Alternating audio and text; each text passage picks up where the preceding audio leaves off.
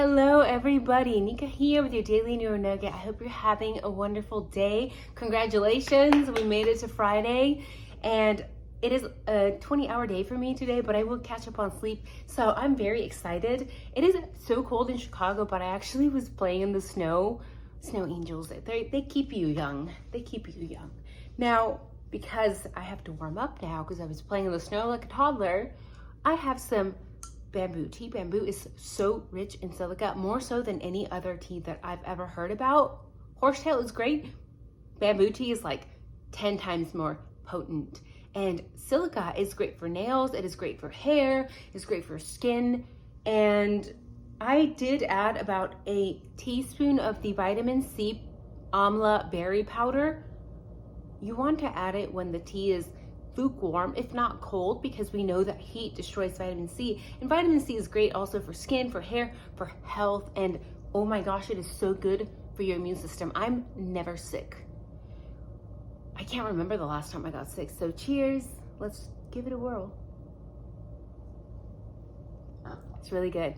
So I'm gonna talk a little bit fast. I want to cover WSU police because I have placed so much attention on Moscow that I kind of forgot about WSU. And we know Brian Koberger was studying at WSU. There is so much that I have brought to light and other YouTube creators have brought to light regarding Moscow PD. A lot of the corruption has come to light, and that is what we want to do. That's why I created this channel, to spread truth and justice. I can get very passionate when it comes to justice. If I see injustice, it's like a flame is turned on inside of me, and I need to speak the truth. Now, WSU has not had as much people looking into them, and we need to look into them. So to do that, I obviously need to look like Chief Fry. I think my head is bigger than his though. It's my brain case. Okay, now we can talk about the real things. So I found this article and I will link it in the description, unfortunately, because we understand that YouTube loves to squash small channels. We have to be so cautious with our wording. I want you to read the article yourself, please, because words matter, words carry weight. And when you read the words that are in the article yourself, I think you will be even more disgusted, because that is how horrific these things happening at WSU, okay, are. They're gross. They really are pretty disgusting. Now, the article talks about good old Gary. I've known several people and they pronounce it differently, but it is G-A-R-Y, Jenkins. I'm gonna say Gary, although I have been yelled at by a patient because he said it was Jerry, and English is very confusing. So Gary Jenkins, the article says, all 3 members of the department, okay, these are WSU people, staff retired from WSU before they could be disciplined for their mishandling of claims.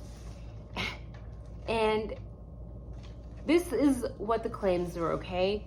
Another officer, WSU police officer, was Sergeant Matt Kurt. Kurt is spelled K-U-H-R-T, in case you guys want to do your own research on this sergeant. Okay, violated WSU policies. There was some sort of SEXUAL-HARRASMENT, so the algorithm doesn't pick it up.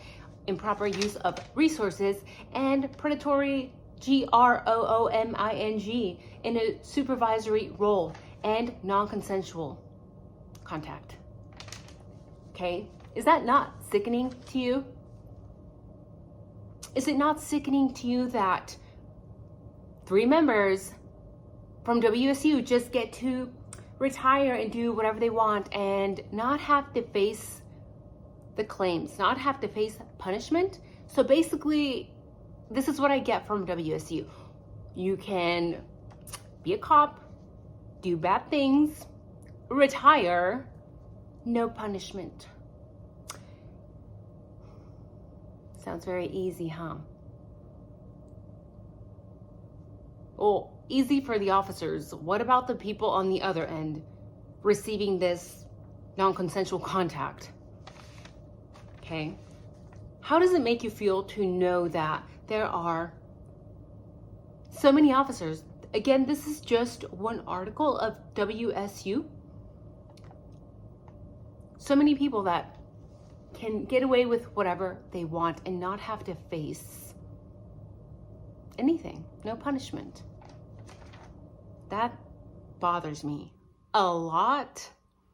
Now, there is another shady thing, I think. Of course, these are my speculations, my theories.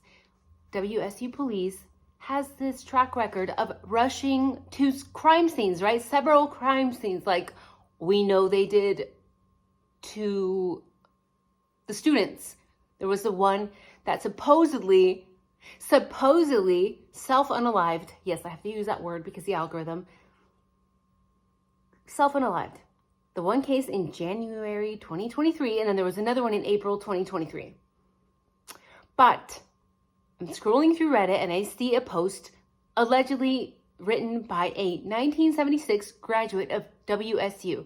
Okay, this man who made this post says he graduated from police service admin, and he himself, a WSU graduate, is saying this behavior is sketchy.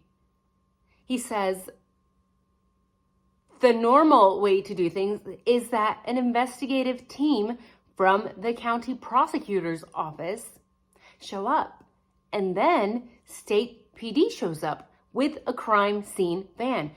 Did they even do this in the self-unalived student cases back in January and April of 2023? Who is going to question these officers? I think we should, because I think it's complete BS that they can just get away with this type of,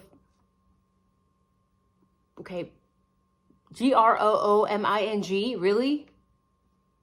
With students at the university. Really. And when you see people in the system within our local police departments, just as we've seen in Moscow PD, and now we see so many of these cases in WSU, how are we supposed to trust this whole case? How are we supposed to trust the officers that are still in the system, that are still working at WSU? We know about Dodgy Dawn, right? Dawn Daniels. Was she not making like 50% more than her peers? Is that sketchy?